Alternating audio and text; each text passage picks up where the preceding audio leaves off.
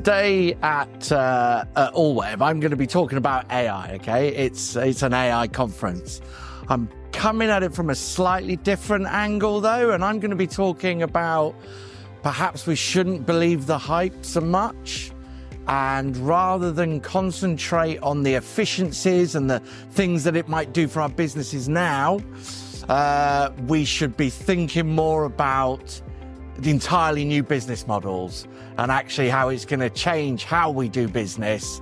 And we should stop thinking about speeding things up, make things more efficient, and invent entirely new ways of doing stuff. Well, I think we've seen it throughout history. So when cars were invented, no one imagined that we'd have mechanics, we'd have race drivers, we'd have whole infrastructures built across countries.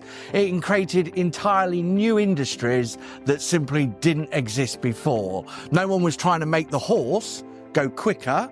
It was, we're just going to create entirely new stuff over here.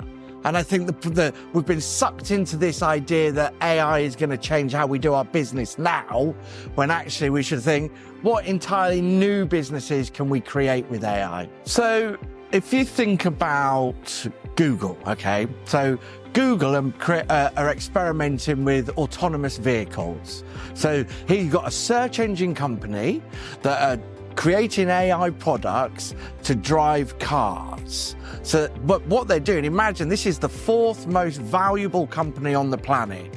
Self-driving cars, autonomous vehicles are going to be way too expensive for anyone to buy. The technology that goes into them, the hardware that goes into them, we can't afford them. It'll also be really difficult to insure an autonomous vehicle because it's such an unknown thing. But because Alphabet, Google's parent company, is the fourth most valuable company on the planet, they can afford to lend you the money to buy one of their cars. They can then lend you the money to insure that car, and they'll create a closed ecosystem, a bit like Apple and iTunes, except for your car. That's an entirely new industry that doesn't yet exist. That's what they're thinking about, whereas we're just thinking about how can I make ChatGPT make things quicker? How can I create a quick podcast? How can I create a quick bit of creative graphics? We need to be thinking much, much bigger than that.